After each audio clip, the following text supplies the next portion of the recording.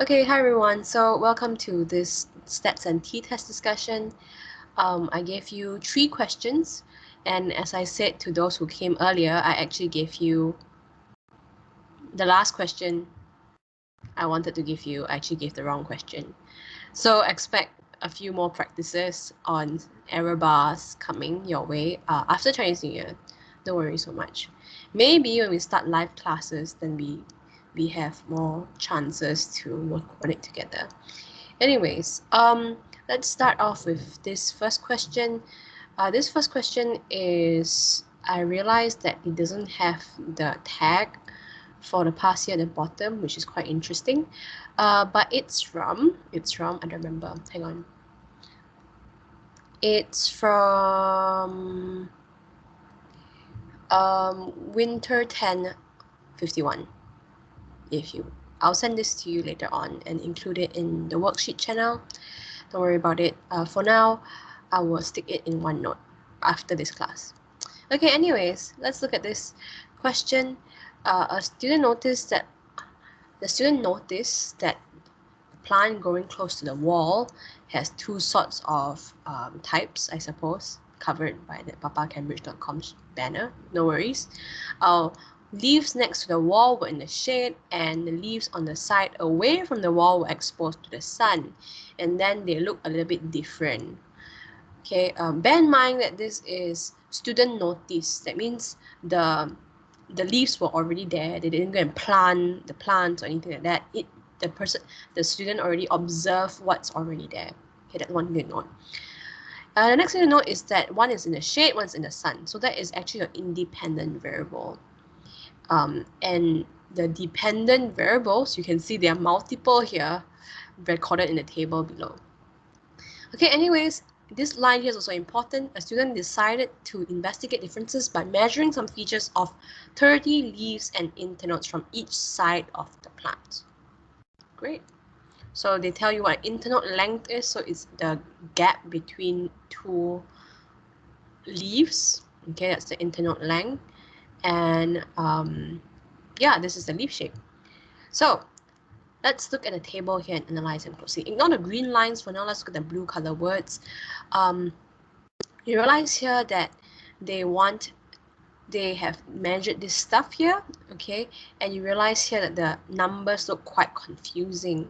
Now you can see that there's a plus minus and then there's a number behind, right? The number behind could only be 2 possibilities. Okay, one is standard deviation and one is standard error. This is a very classic way of showing data.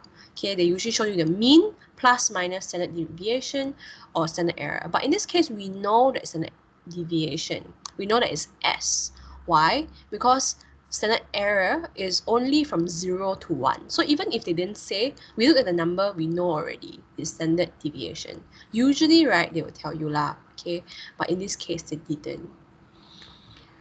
Okay, state the independent variable being investigated. So in this case is either shaded or not shaded. So it's basically light exposure or sun exposure. They accept a range of answers as long as you refer to that.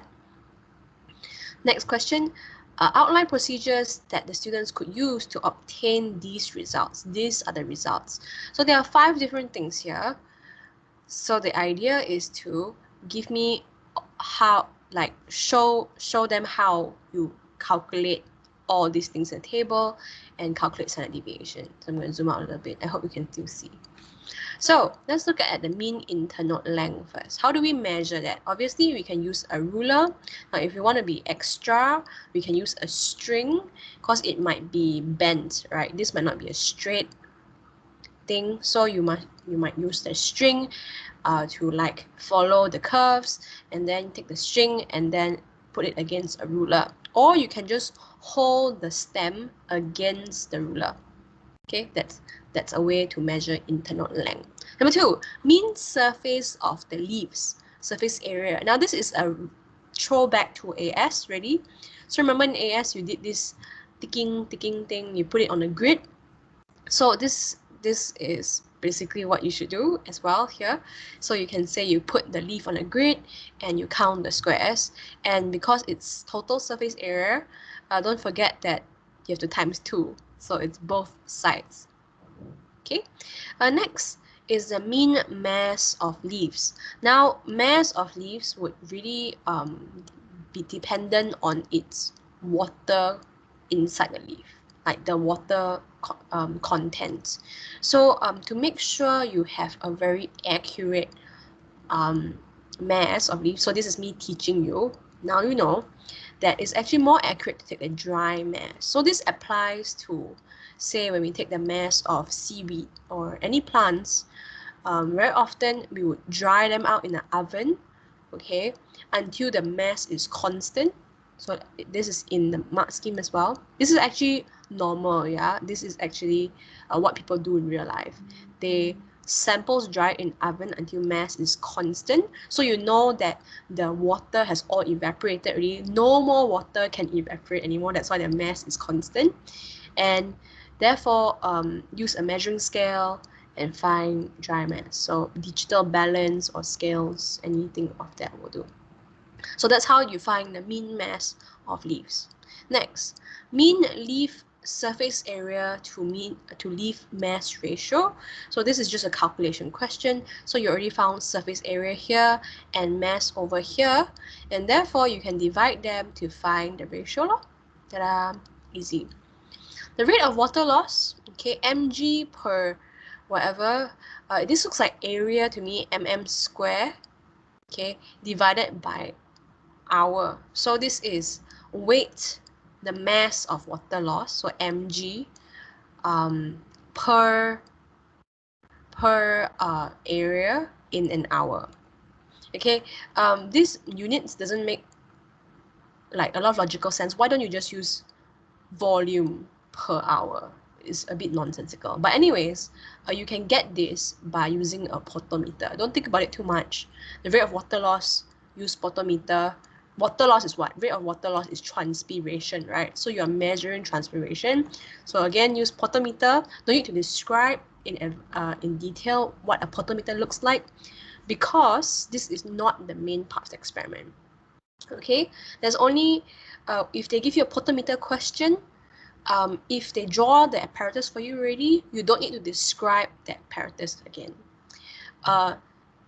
Or if they give you a question like this, where there's actually a lot of different elements, you don't need to describe photometer in detail, because it's just a small part of a big experiment. There's one situation though that you will need to describe the photometer if they do not give you the diagram, and if it's a very, very big part of the experiment, then you should definitely describe the setup.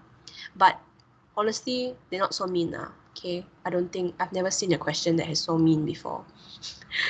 Yeah, so anyways, you can just say use photometer, and what are you measuring? Measuring distance moved by water or water bubble in a fixed time or per hour according to these units right here.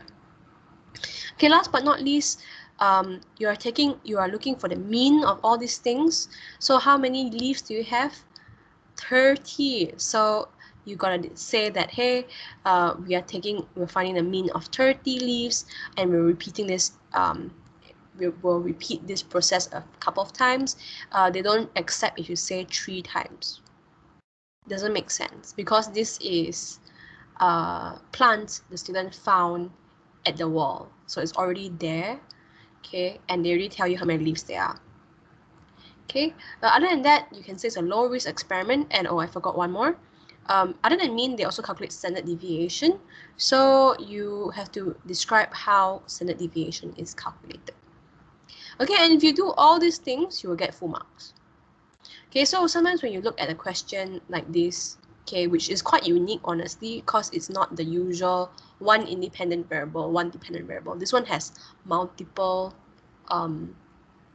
dependent variables. So you gotta, yeah, pandai lah, like see what the situation is and act accordingly in this sense. Let's quickly look at the mark scheme to see whether our method here is correct. So the only thing we didn't get is independent variable, which I think is very hard. Independent variable, they say it's actually the shaded and not shaded, right? They're shaded and exposed to sunlight. So how do you control the independent variable? Well, you have a systematic way of obtaining leaves. For example, only take the third leaf from the apex of each shoot. That is ridiculous, but I guess they accept it. Different heights, you must take from all the different heights, or must all from the same height. Okay, different heights so that you use more representative, all from same height so that there is equal light exposure. This is the only mark we didn't get. We got all the marks for independent variables if we did the procedure on top. We have measured the surface area. We talked about how it's calculated. Okay, count the squares, put it on grid. We talked about both sides, so you need to times 2. We talked about measuring mass and finding dry mass using the oven. We talked about holding the stem against a ruler. Okay, you can see here, to find the internode length. You realize that this is not in sequence. It's very annoying that it's not, but it is what it is. Number 8, measuring the water loss, so using a photometer. They do have alternative methods, so if you feel creative on the day, you can BS a little bit and try to get the mark. But as much as possible, stick to what you know. Only when desperate, okay?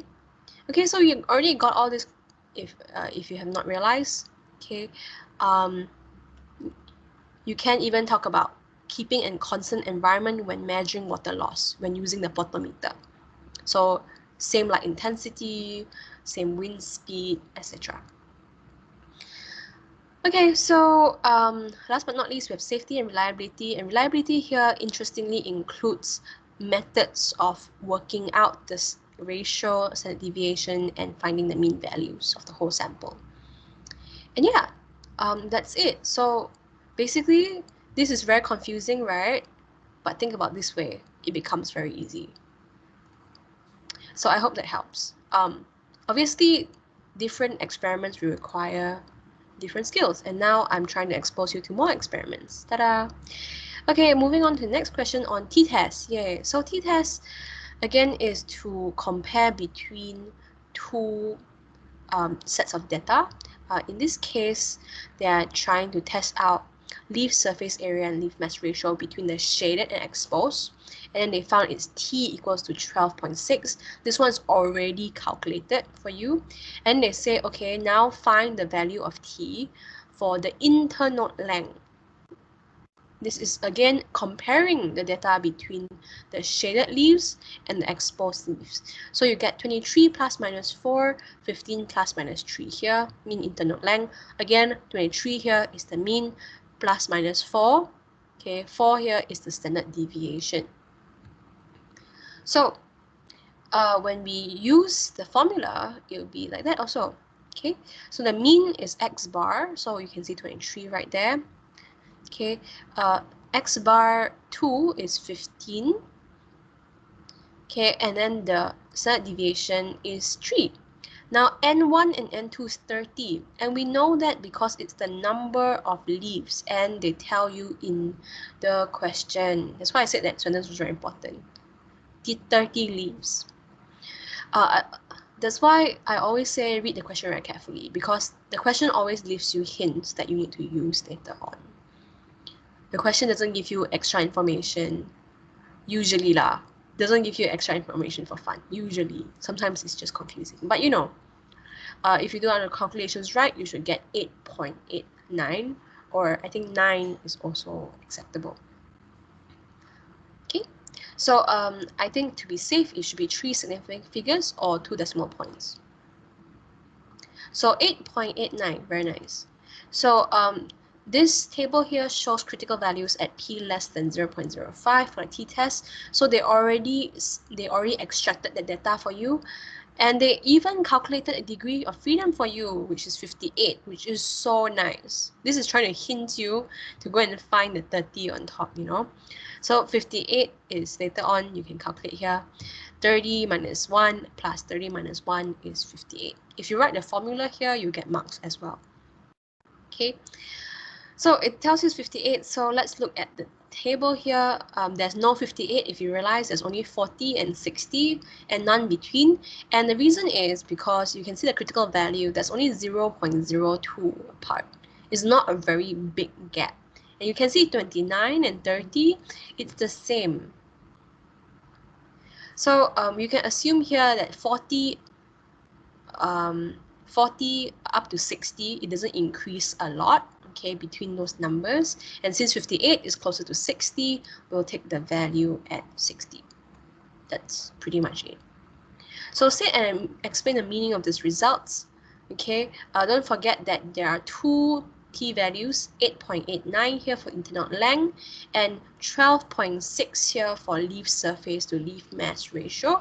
So are they both larger than this critical value? And the answer is yep, they are larger. So both t-values are greater than critical value, which is at 2.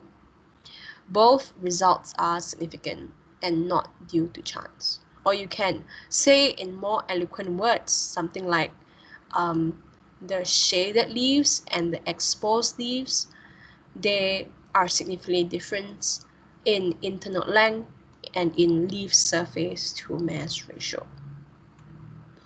Can.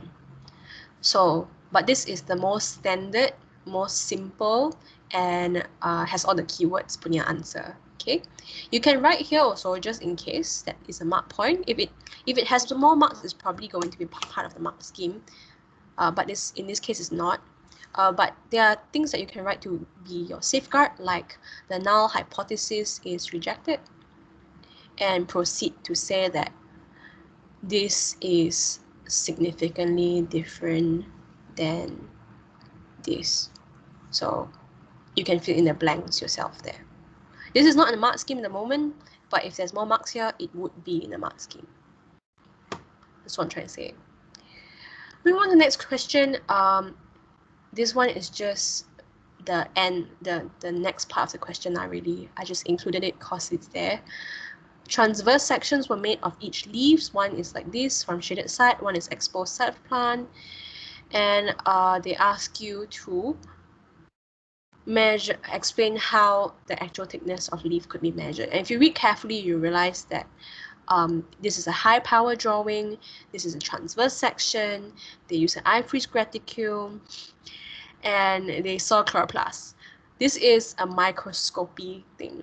This is obviously looking at it under the microscope, and therefore to measure the actual thickness is what you know from AS. See, AS stuff that's come out. Calibrate EPG using stage micrometer, then use that EPG to measure the thickness of leaf. That's the 2 marks. Done. Okay. Again, AS has come out. This is one example. Moving on to the next question. With reference to the student's results, state what conclusions can be drawn about the differences in adaptations shown by shaded leaves and exposed leaves of the plant. So the student's results is referring to this figure 1.3. Okay, so from here you can conclude a few things. You can say, okay, the leaf from exposed side of plant is definitely thicker than the shaded side of the plant. Why is that? Explain. State what conclusions can be drawn. Okay, other things include thinner cuticle, less compact palisade mesophyll. Okay, let's read the answer. Thinner leaf. Okay, spongy mesophyll has more chloroplasts in shaded leaves. Cells are less densely packed. That's what I'm saying. Or larger air spaces are available, and there's a larger surface area to absorb light for the shaded side of plants. Okay, so this is only one side of mark scheme. If you look at the mark scheme that is official, they have both sides of the coin, but basically they are just opposite from one another. This is thinner, this is thicker.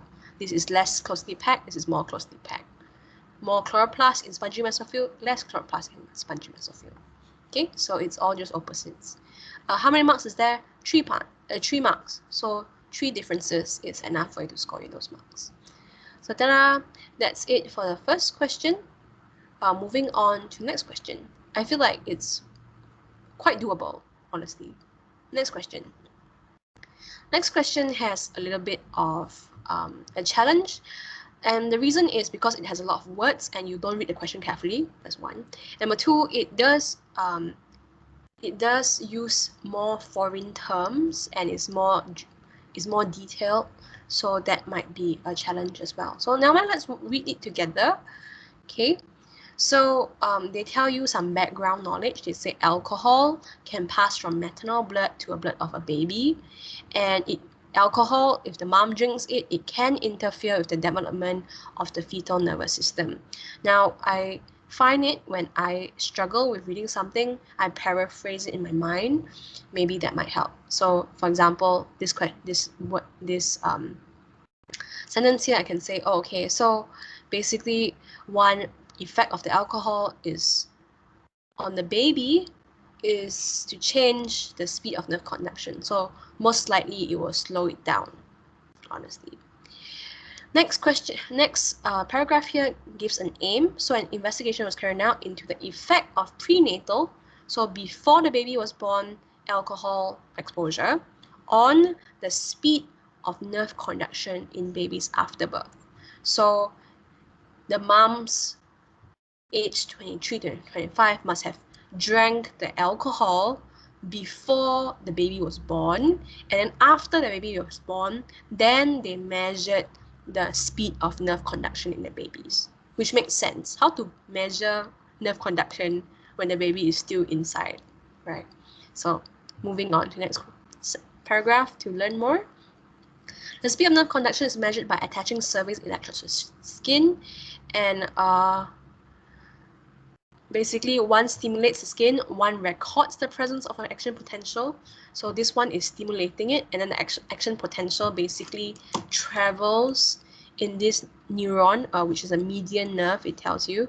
It travels, and then this recording electrode will tell you how much time it takes, time taken, for the action potential to travel between this point and this point. Okay? Every word matters. It helps your understanding.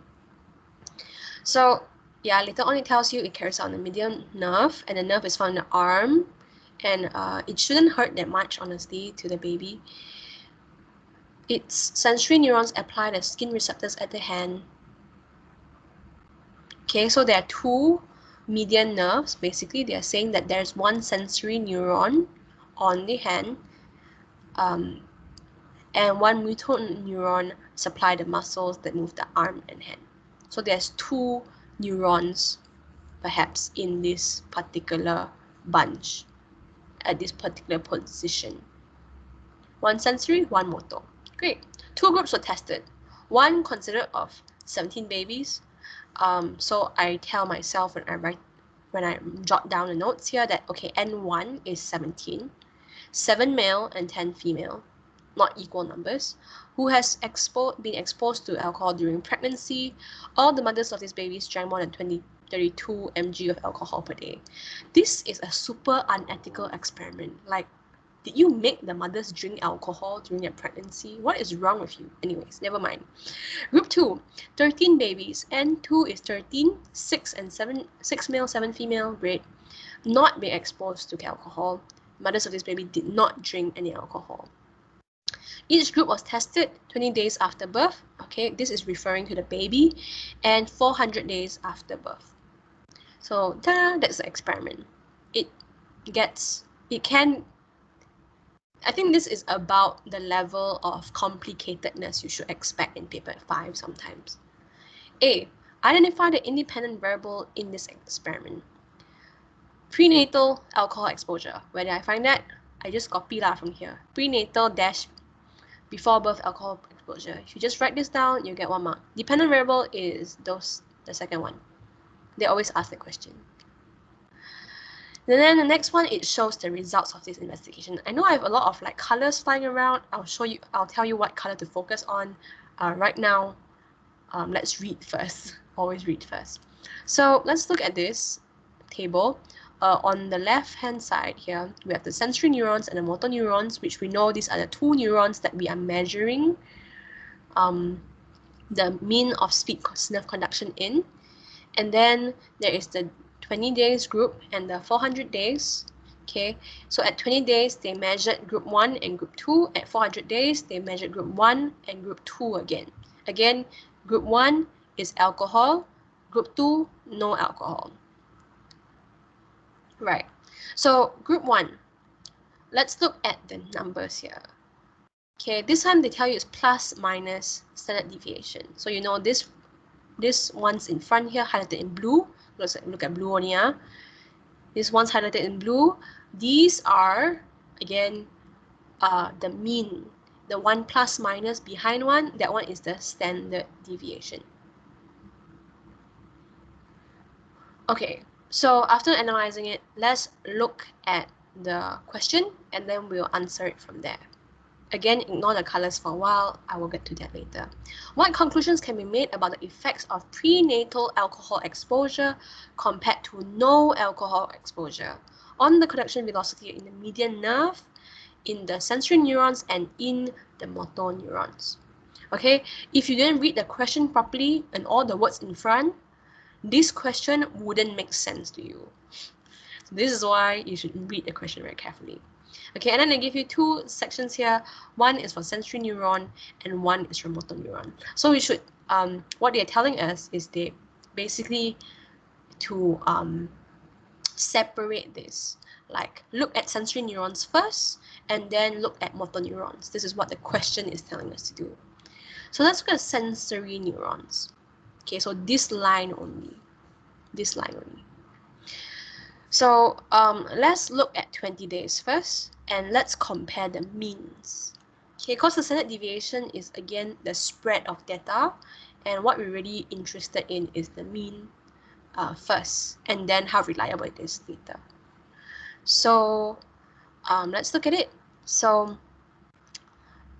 at 20 days, you can see that group 2 has a lower, this is what it means, lower mean. Okay, so lower mean means lower speed, which means faster, right? Okay, and then in sensory neurons, in 400 days, group 2 shows that it's a higher mean than this alcohol, than group 1. Okay, so this is bigger than this. Interesting. So after we compare within 20 days and within 40 days, one thing we should do is also to see how much it increased in speed. Yes, low speed means less time means fast speed. Low speed means low speed lah. My gosh. Okay, low speed means low speed. This is faster than this. Just for the record. Okay, so group 1 alcohol exposure, compare 20 days one with the 400 days one. So let's look at its increase. So shucks, I left my calculator somewhere else. So we have 44.5 here minus 31.14, and that is around 13.13. Let's use orange. 13.35, I think. No, 37. I keyed it in the calculator wrong. How about the increase within group 2? So how does group 2 look like before alcohol exposure? Group 2 look like at 20 days and 400 days. So these two groups, this group here is the same group, yeah, but same babies. So at 20 days, it's 26.06, okay? And then at 400 days, it's 51.66. So that's an increase of 25.6.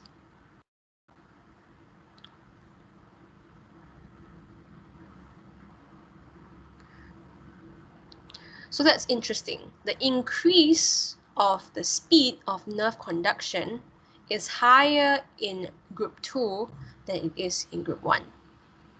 Now, there are many ways, there's many points here that are accepted for sensory neurons. Let's look at the mark scheme and see whether our deductions here are correct. So you can say that, hey, prenatal, so group 1, let's just ignore all these words. Group 1, is faster at 20 days. Correct, that's true. Group 1 is slower at 400 days. That is already 1 mark. So comparing within 20 days and within 400 days for sensory neuron. Okay, next. Increase in conduction speed for group 1 between 20 and 400 days is less. Increase is less for group 1. This again is true. The reverse argument is also true, obviously. But in both groups, you can conclude that in both groups, group 1 and group 2, the neuron conduction speed increases with age. So this again, this is a similarity, not really a contrasting point, but yeah, it is accepted as well. Okay. So for next one, we are doing the same thing, and you get the drift now, right? You are comparing within the motor neurons only, and then you'll be looking at within 20 days. So 20 days, group 2 is faster. 400 days, group 2 is also faster. So it's faster in both 20 and 400 days for group 2. And let's look at the increase. So at first glance, it doesn't, okay, this increase seems to be bigger again, right? We can calculate that again by minusing it. You can do mental maths, but currently my brain is not working very well. So I'm just going to type calculator. I think this increase here between group 2 at 20 and group 2 at 400 days is around 18.66. And between group 1 at 20 days and 400 days, that is 18.97. Between these two is 18.97. That is almost the same, but looks like group 1 is a little bit more. Let's look at the mark scheme again. Motor conduction. You can see here that group 1 is slower at 20 days. That's true. Group 1 is lower at 400 days as well. These two is the same mark point. And then looking at the increase in conduction, it seems to be similar for group 1 and group 2. And group 1 is a little bit more, okay, but it's mostly quite similar, just a 0.3 difference. And in both groups again, motor neuron conduction speed increases with age. And this is true as well. Age means 20 days and 400 days. This is age, by the way. So yeah, this is our interesting table, and I think the principles here do apply to other tables as well. This is an example of data analysis, and you will see it quite often in past years. Okay, but this is definitely one of the more like higher level ones because you need to think in categories and analyze. Right, next question, also analytical. State one conclusion about conduction velocity in a median nerve. So this is both sensory and motor that can be made from this result. So let's see the answers. So we can say that motor conduction is faster than sensory. Okay, this is between motor and sensory. Motor conduction is faster than sensory at 20 days. Motor conduction is slower than sensory at 400 days. Now, just in case you don't remember the data, let's go back a little bit. So we can see here, among the whole thing, right? At 400 days, oh, sorry, we are comparing between sensory and motor, right? I'm blanking out. So in group 2, now we are comparing between sensory and motor. This one is higher. Group 1, this one is higher. So this is something you can talk about. For 400 days, this one is higher. Motor is higher. And in sensory, this one's higher. So how do we say things here?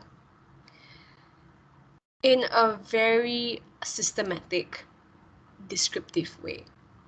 So let's talk about this 31.1 value. Again, we're comparing between the sensory neurons and motor neurons. So for group 1, you can say that the sensory neuron speed, conduction speed, is higher than the motor neuron. Then you can say for group 2, 20 days, group 2, at 20 days, group 2 has a higher speed in the motor neuron conduction than in sensory neuron conduction. There's no shortcut. You need to describe one by one. But fortunately, this is 2 marks. This is 1 mark lah. Don't need to write long essay. Any one of those will do. In general, you can also have this point here. Conduction speed increases with age or infant. Ta-da. So that's how you analyze data. Okay. Usually the question will hint you on what to compare first. So here, sensory neuron first, then motor neuron, then both together. That's what they're trying to say. But as I said just now, no shortcut because there are so many different things to talk about. There is 20 days, 400 days, group 1, group 2, sensory and motor. You need to be very clear which one you're talking about. And this becomes true in the next question when they say, identify which results table 2.1, which is the most reliable, and most reliable means smallest standard deviation. I wrote it here as well. That's the reason for the answer, small standard deviation. So you are looking at this value right here, small standard deviation. So how do you talk about this value? You have to say, okay, the most reliable piece of data is the data of mean speed of nerve conduction of the motor neuron of group 2 at 400 days. You can switch that around however you want, but all those words must be present. Motor neuron, group 2, 400 days. Okay, again, no shortcut. Smaller standard deviation is the reason why it's the most reliable. Because this means that the data, the spread of the data is the least. Okay, it's the most consistent data. And ta-da, this is a data analysis question. Next question, state why the results for sensory velocity at the median nerve of group 1 and group 2 at 20 days and 400 days may be significant.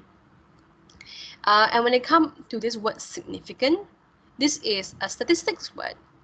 Okay, it's either there's a test involved or standard deviation involved in this case, because you're only given standard deviation.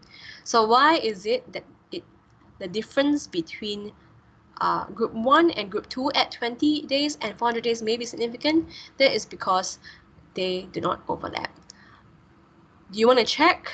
You can check. I am not going to check.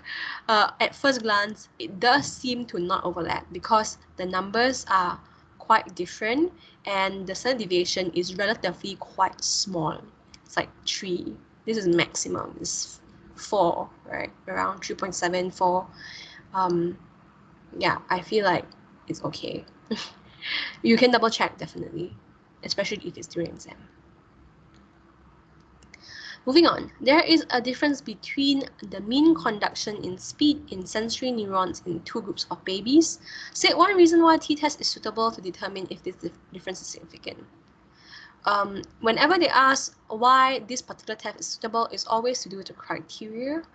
So for t-test, the most major criteria is that the data is continuous and has a normal distribution. Done. Set a naive hypothesis for this test now only you ask, okay? This is conduction speed in the sensory neurons, okay? So read the question carefully. They have changed it to focus on sensory neurons here. So you should say things like, there is no significant difference between the speed of sensory conduction or conduction in the sensory neurons in group 1 and group 2. Same formula every time for null hypothesis. Okay. Next question. Suggest 2 reasons why the results of investigation may not be valid for all babies born to mothers who drank alcohol while they are pregnant. Okay, here is where you look at the procedure and you sort of nitpick what is wrong. You cannot assume anything, but you can you can pick things from what they tell you. So, for example, it's a small sample size. One is 17 people, the other one is 13 people. Group 1 and Group 2 is different sizes. Actually, this is not a strong point, honestly. Different size, never mind. Small sample size, got problem. Different numbers of males and females in each group, so that might affect the results, is one more dependent variable you didn't include. It does not include mothers who drink less than 32 mg of alcohol.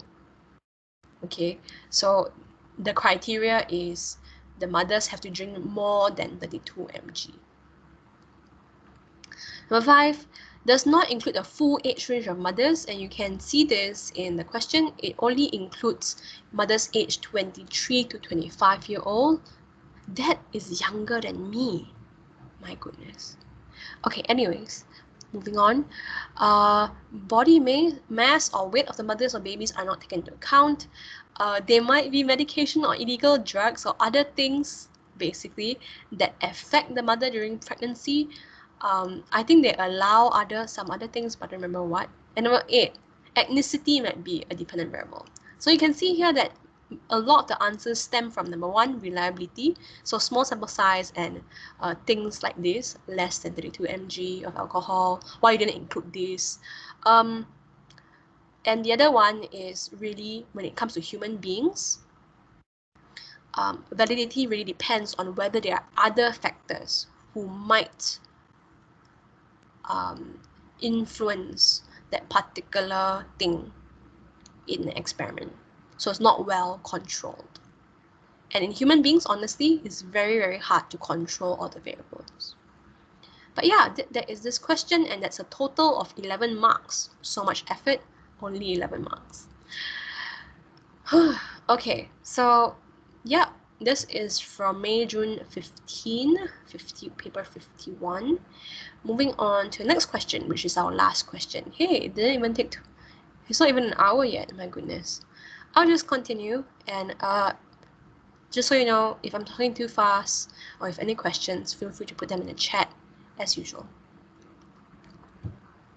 Okay, so here's another question, and this is really about data analysis again. It has something to do with standard deviation and standard error as well. But I'm supposed to give you question 1 now. I give you question 2. Never mind. We'll still do it. It's still good practice, and it's a very good data analysis sort of example. Okay, anyways, let's go right into it. So there are 20 regular smokers, and they completed a memory test of some sort, and they did this after smoking various amount of nicotine. Interesting. So they didn't smoke for 12 hours, then they took a memory test, then they smoked for a cigarette containing 0.05 mg of nicotine, and then they took a memory test, and they smoked one containing 1.1 mg of nicotine, and then took a memory test. So here you can see your independent variables. But man, poor things, like I hope they are paid or something. I don't want to sit for so many memory tests in a day. Gosh.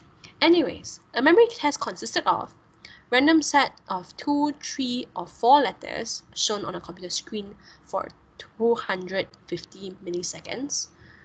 Okay. After 1000 milliseconds, a single letter was shown for 250 milliseconds.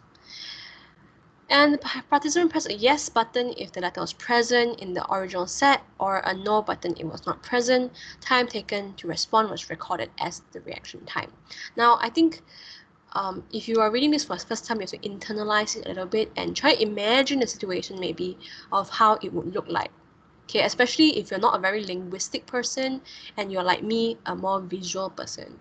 So for example, they can give you A, B, or they can show you A, B, C, or they can show you A, B, C, D. Then after this amount of waiting time, they show you this single letter. So it could be any letter. So maybe they show you A, and then you say, yes, it's in there. They show you E, and then you say, no, it's not in there. But they're not measuring accuracy, not in this question anyway, later on you'll see that they do measure it. They are measuring time taken to respond. They are seeing how much time it takes for you to say yes, it's in there, or no, it's not. Very interesting. By the way, I've done one of these experiments before, something very similar, that I have to like click a button if I see something. And I got paid a brownie in university. Things we will do for free food. Terrible. Okay, I was helping out a friend. Doesn't count. Anyways, yeah, so people actually do this kind of experiments, by the way. This is not a hypothetical one. Psychology students often do this kind of experiments for memory and stuff. And anyways, let's look at the graph here. With the axis, mean reaction time. Again, the number of letters in the test here. This is not 2 letters, so maybe this is just A, B, or whatever letter that could be, A, B, C, and this one is A, B, C, D. And obviously, the more letters there are, it's going to be harder to remember, you expect, yeah? And therefore, you expect the mean reaction time to increase because you take time to remember, so you react also slower a little bit. So you expect increase in reaction time, so slower reaction.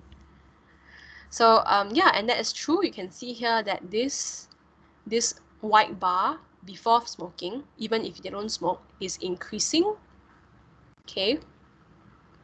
And then you can compare between the ones for 0.05 mg nicotine.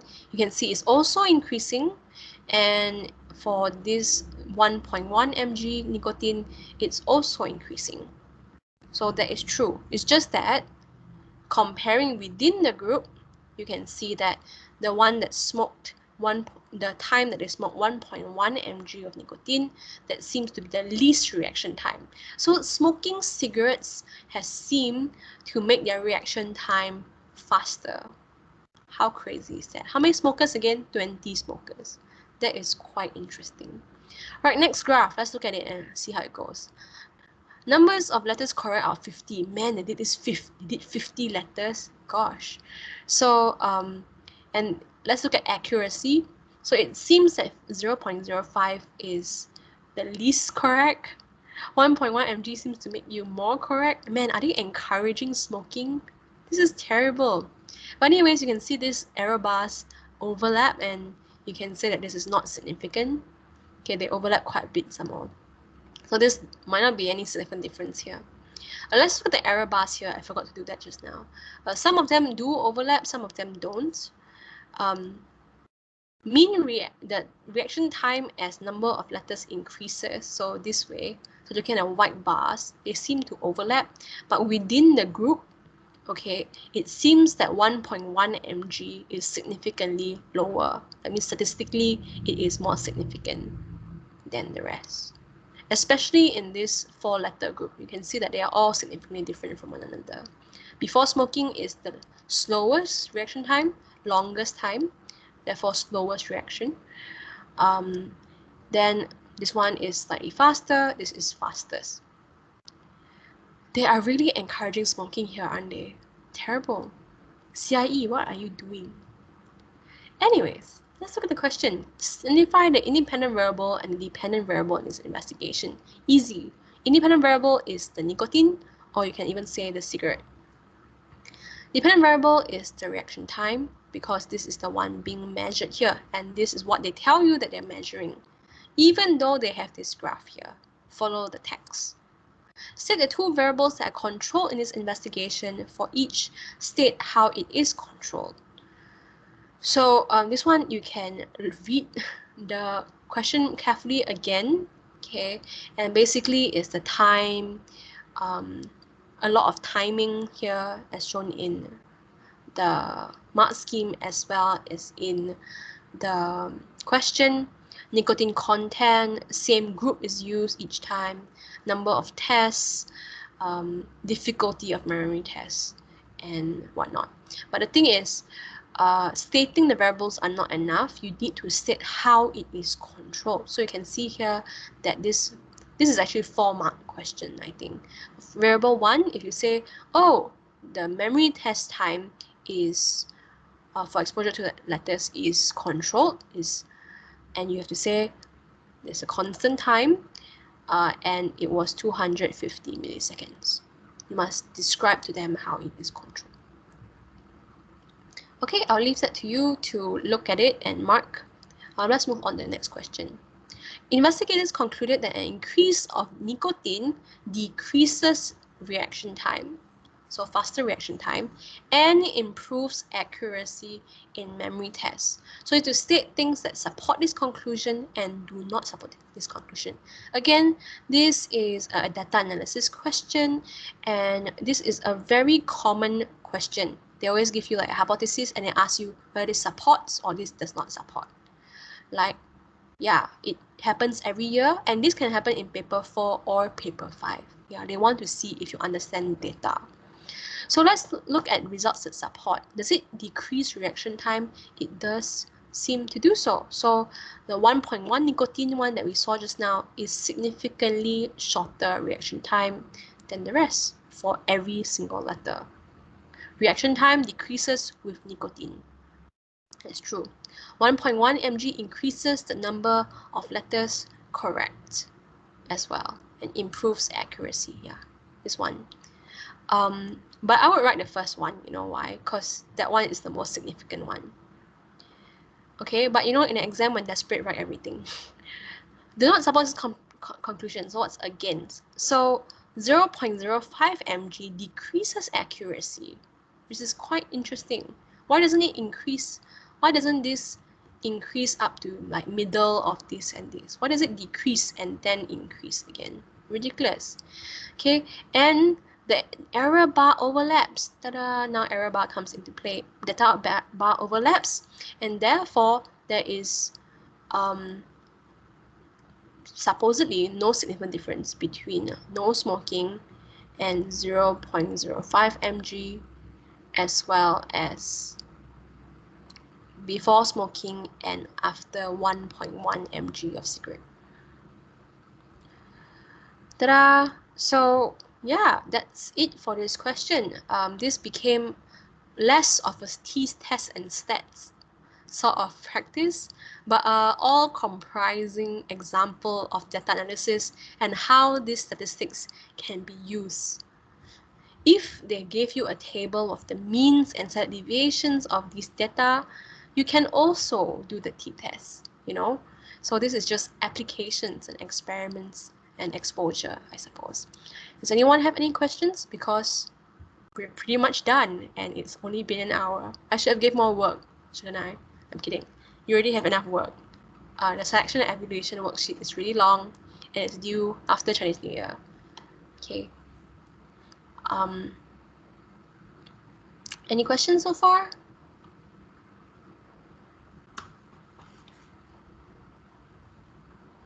Okay then. No questions? Right, so just a reminder then. So for P5 practice, I know you're all from different classes here, but all your classes punya channels look quite similar. Go to slides. There's this past year paper 5 past year analysis here, and you can actually use this to find more practice, especially for stats if you want to look at it.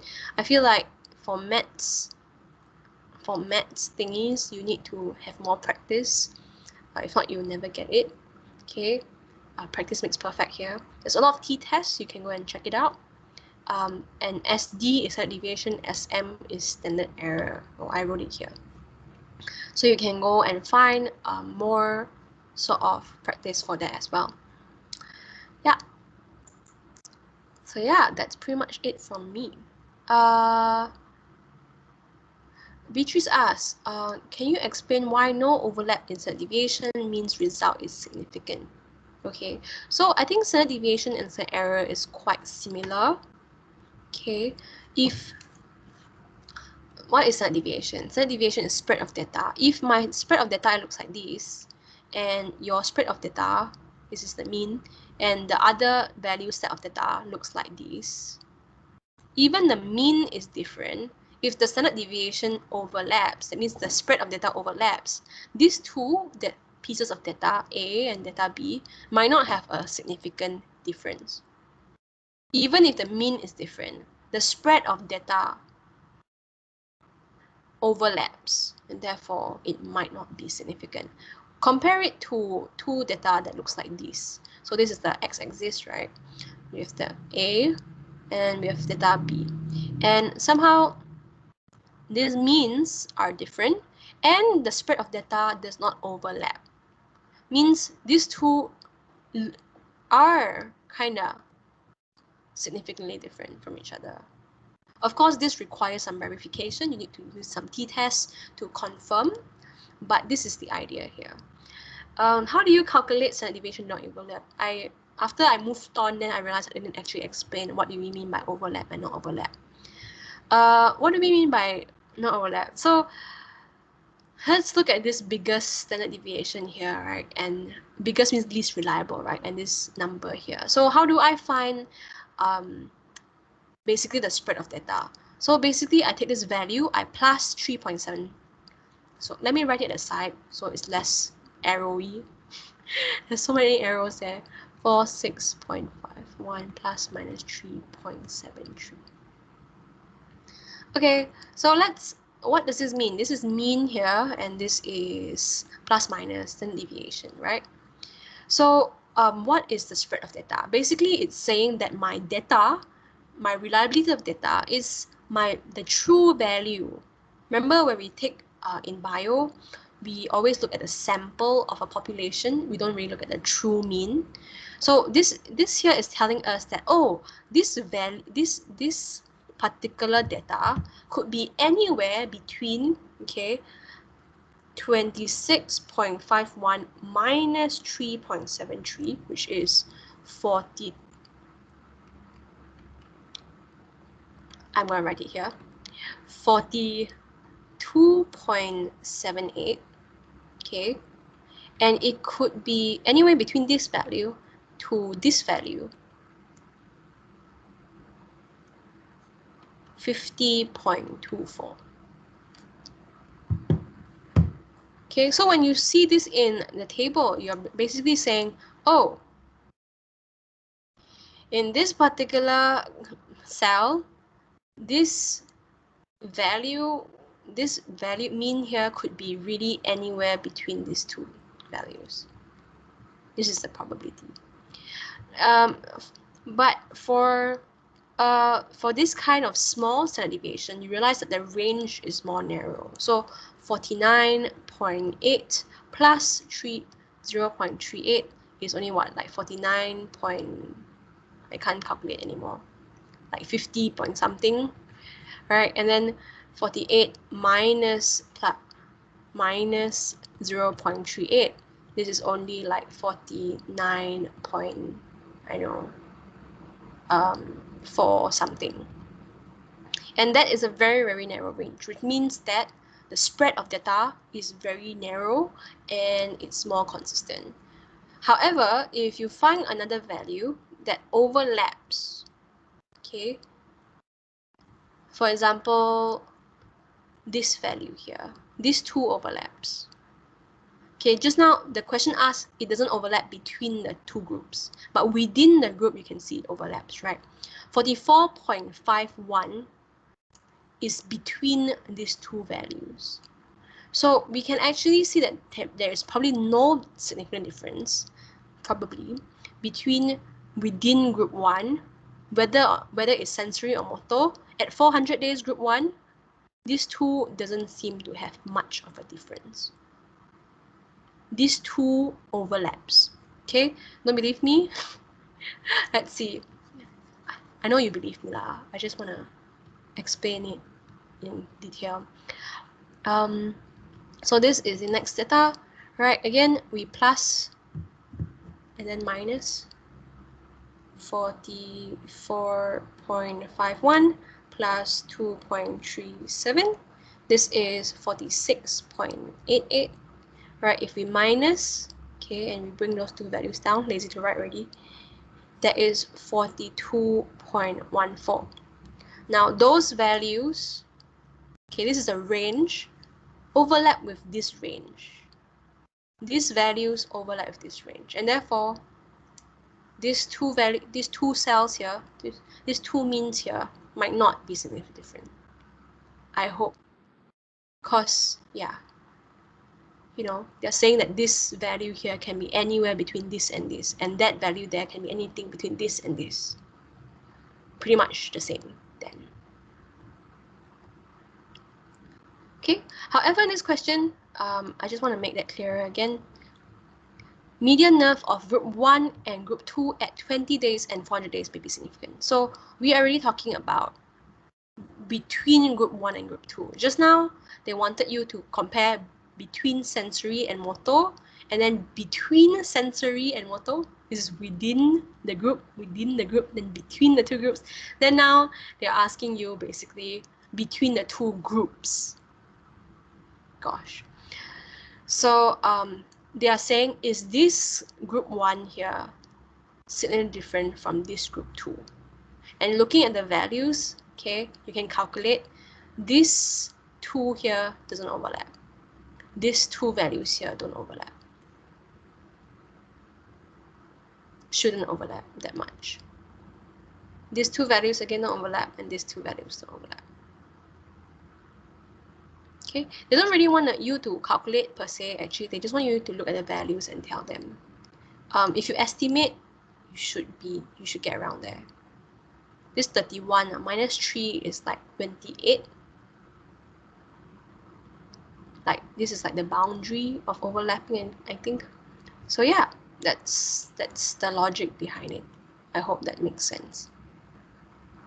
Oops.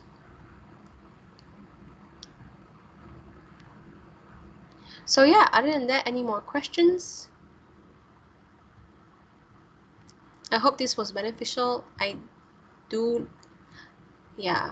feel like this kind of lesson should be more live instead of pre-recorded. It's kind of hard to explain maths or data analysis pre-recorded. But yeah, this is it. Have a good Chinese New Year, you guys. And we're pretty much done. See you next week.